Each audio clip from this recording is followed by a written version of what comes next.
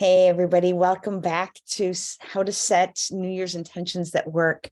My name is Cheri Neal, and I am delighted to share this information with you. We are on session 3. And so if you missed sessions 1 and or sessions 2, I strongly recommend you go back and watch those. But let me just do a quick overview from those 2 sessions. We go. And so in session 1, right, the lessons were, number 1, there are no universal wish laws. It's a lie. If you want your wishes to come true, you have to be willing to share them. All right. Lesson number 2 was that baby steps always lead you to what you want if you're willing to embrace the learning step backwards. You have to be willing to embrace the learning steps backward and see what you can learn from it instead of assuming that we're supposed to know everything already. That's a lie too. We are not supposed to know everything already. We all learn one step at a time. And then the 3rd lesson from session 1 was that journaling is not a daily thing. Journaling is something that you do when there's something that you want to capture. And so you keep a book for the year. And so that is the place that you can document whatever it is that you want to keep. And in session 1, I encouraged you to get a journal that you will use for 2023, but start by going back and doing an overview of 2022 and capture the highlights from that year. So that was session number 1. In session number 2, we talked about FISBE, right? What you focus on causes an inner state, causes a behavior. And in that, we talked about your air quality, what you pay attention to, what your intention is, and what the results are. And by either focusing on the problem orientation or the outcome orientation, you get this or this, right? And so it's your choice. Whether you recognize it or not, it is your choice. And the other myth that I wanted to debunk is that it is critical that you be willing to take care of yourself. And I know most of us were raised believing that that is actually a sin, that we're supposed to take care of everybody else first. But I shared the proof 3 times in the Bible. It is the absolute greatest commandment to love the Lord your God with all your heart, with all your soul, and with all your mind, and with all your strength. And the second is this: love your neighbor as yourself. There is no commandment greater than these. Well, if you're going to love your neighbor as yourself, that means you have to love yourself first. And until you can do that, you can't do any of the rest of it. And so I'm not talking about that arrogant self-love. I'm talking about that humble, trusting, taking care of self-love. Okay. So those were sessions 1 and session 2. Let's roll on to session 3, because this is really an interesting dynamic to share with you. And I got this as well from The Power of TED and David Emerald and Donna Zajan with the work that they do. And so the key to tonight's lesson is harnessing dynamic tension. Right now, a lot of people are like, what does that even mean? In dynamic tension, and you can see in the picture, you take a rubber band and you pull it tight, right? Well, when you pull it tight, it's uncomfortable. And so what we normally want to do is we want to release the tension because it hurts, it's tight, right? And so when in dynamic tension with what we've been talking about, right, the lower hand is the reality. What's the reality here? And the top hand is, what do I want? Okay. And so if I'm looking at what I want and I'm really focusing on the outcome that I want, and I hold that tension, and then I'm willing to look at what's the reality, what's real, and hold that tension, the dynamic tension causes a pull. And when we stay focused on what we want, it actually pulls it up towards what we want. But what we tend to do is we tend to either change our mind about what we want and say, well, okay, so I thought I wanted that. I don't really want that. I want this, so that we can get comfortable releasing the dynamic tension. Or the other thing that we do is we lie and say, okay, that's not really the reality. This is really the reality, right? When it's not, we're just trying to get comfortable. And so we lie to ourselves, making ourselves believe that something is actually better than it actually is, releasing the dynamic tension so that we can be comfortable in the moment, right? But here's the key: get willing to be uncomfortable in the moment. Stay uncomfortable. Hold that dynamic tension. Be honest about the reality and be honest about what you want. And don't don't give up on either one of those, because when you're willing to hold that tension and be willing to sit in it, then it pulls us towards what we want. Does that make sense? Yeah, I had someone share with me today that she's having a really hard time, frustrated because her husband wants to retire and he wants her to retire. And he's up here. He's got this vision up here and she's not there yet. She's down here in the reality of like, you're kidding. We're not ready to retire. Right.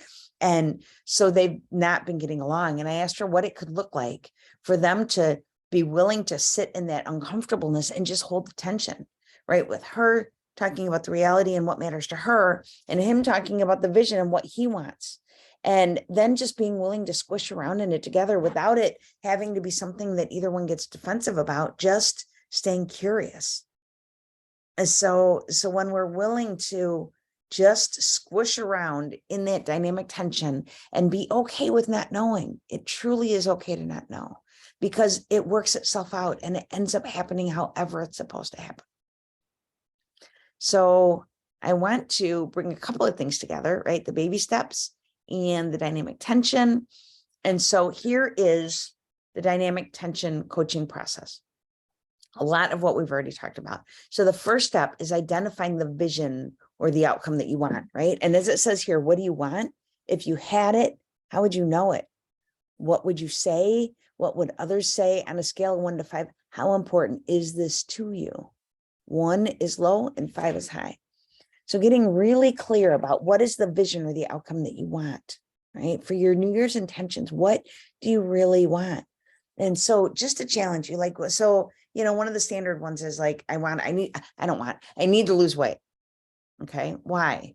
Why do you need to lose weight? Well, because my doctor told me I needed to. Well, why did your doctor say that? Right. Well, because I'm having some health problems. Okay. So how much does your health matter to you? Yeah, I guess it matters a lot. Well, why? Why does it matter to you? I don't know. I guess I wish I had better health so I could keep up with my grandkids and I could do some things that like my mind tells me it wants to do, but I know my body can't do it. Huh. And how would your quality of life improve if you had that kind of mobility to do what you wanted to do? God, it would be amazing. I'd probably have some energy. There'd probably some things that I would like really want to do then, like doing adventures with my grandkids. God, that would be amazing. Huh. You know, I've been telling myself that I just can't for so long. I never thought about what if I could. So what if you could? Huh. You think I could? What do you want? Wow. I want my health to improve so that I can keep up with my grandkids. Okay. So you want to have optimal health so that you can enjoy an active lifestyle and make some awesome memories with your grandkids. Yeah, that's what I want. Okay. So that's step 1. So let's look at step 2. Tell the truth about the current reality without blame or judgment. What is true that you are not facing? Well, one of the truths is that I'm carrying around 50 pounds, that it doesn't work for me. It hurts me to carry that weight. Okay. What else is true? The truth is it hurts to even walk to the car. What else is true? Well, I eat like crap because I feel like crap. Okay. Well, what else is true?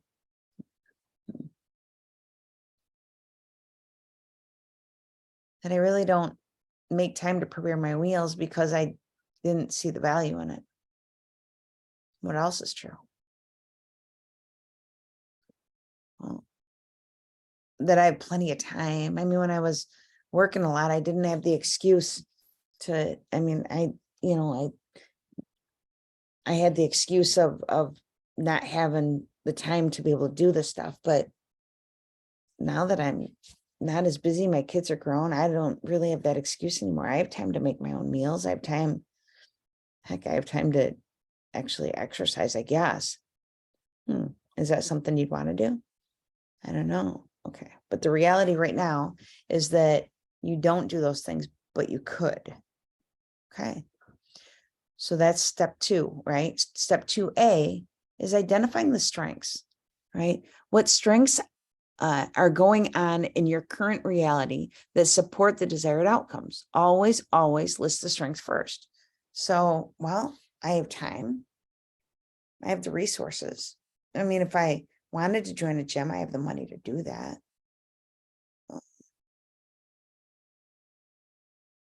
I have the support. I mean, everybody around me wants me to be healthier. It would be amazing to be able to just to go for a hike in the park with the grandkids without having to stop every 15 minutes, carrying my own chair because I can't even walk. God, to like have the energy to like want to, right? Take them to an amusement park or to the beach and not feel like I have to sleep for 3 days afterwards. So my strengths is I have the motivation, right? My relationships is motivation enough. I'm not dead. I might as well live, right? Yeah. I have the resources. I have the time. I have the want to. So 2B is identify the inhibitors. What inhibitors exist in current reality that block the desired outcome? This is where problems and obstacles exist. Oh, I love ice cream. Ice cream is a killer for me. But I love walking too. I love being able to fit in my clothes. I love getting up in the morning and having energy. I really don't love ice cream more than I love all that. So yeah, so having sweets in the house is definitely an inhibitor. So I would need to like clean out my cabinets and just get healthy food in there. Another inhibitor, I don't have a gym membership. There's a few gyms I could check out, but I don't know. Yeah, because it's winter and I'm probably not going to go out walking. I'll make that excuse that the inhibitor is like it's too cold out. I can't go for a walk. But there's gyms. Well, another inhibitor is like I don't really know what healthy is, how to eat. I could probably check out some stuff and maybe for the first time, like think about what might matter to me, what might work for me, instead of like hoping somebody will give me the magic answer or the magic pill or the magic diet. You know what? I'm going to add that to my strength list, that I'm probably smarter than I've given myself credit for. And I probably could figure it out if I wanted to. And I think I want to. Yeah. So maybe one of the other inhibitors is events like birthday parties and dinners. And if I'm going to try and be healthy, I'm going to have to like find my voice. That's an inhibitor. It's really uncomfortable for me to speak up. Oh my God. I can just even see it now, right? Go into a party and they've got all these desserts and whew, that would be hard. Not too hard. I could come up with a plan though. Okay. So identify thoughts or behaviors to stop, start, keep, or change. Something to think about. Okay. So number 3, identify baby steps. Baby steps get you closer to and clearer about your desired outcome. Baby steps are also 100% yours to do and have a specific due date. Okay, so baby steps. What would I do?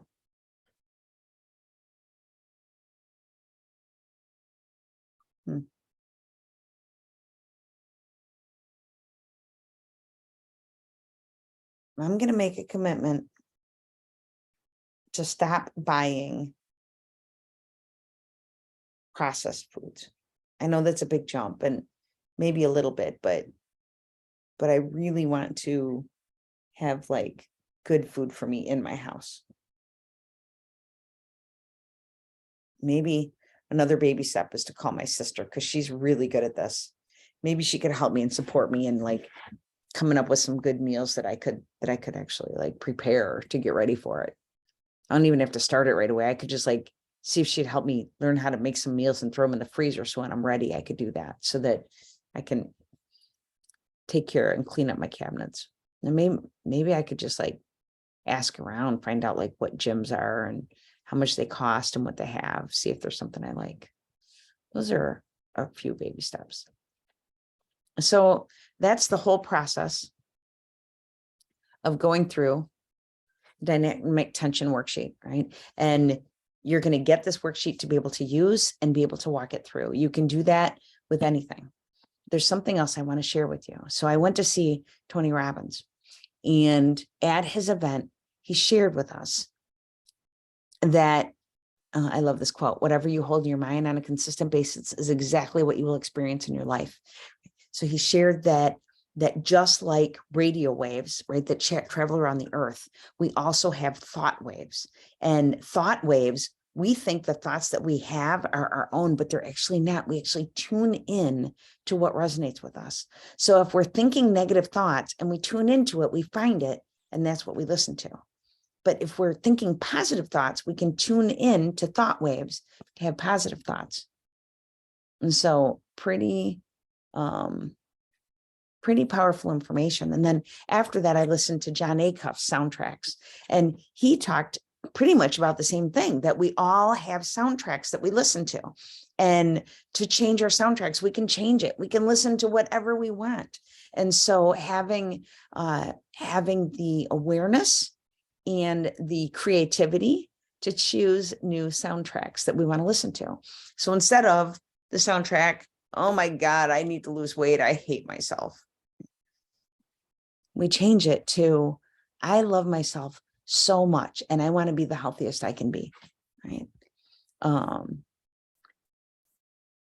Along the same lines, there's Louise Hay. Louise Hay is the master at affirmations. So remember, you have been criticizing yourself for years and it hasn't worked. Try approving of yourself and see what happens.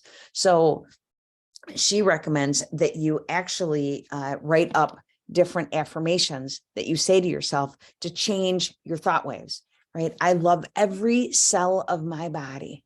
My body takes me everywhere easily and effortlessly. Right? I'll share with you a little bit on what I did, and it works, right? The first thing I had to do before I could release that 50 pounds was to decide that I was going to fall in love with myself and I want to take care of myself. And then I found the perfect wellness coach that worked for me, the perfect lifestyle. And it's been what, over a year since I released that weight. And I've never felt better in my life. Some of Louise Hay's other affirmations: I am unlimited in my wealth. All areas of my life are abundant and fulfilling. How yummy is that? I experience love wherever I go. Loving people fill my life, and I find myself easily expressing love to others. So this is some of her other wisdom. The mind transforms words into images.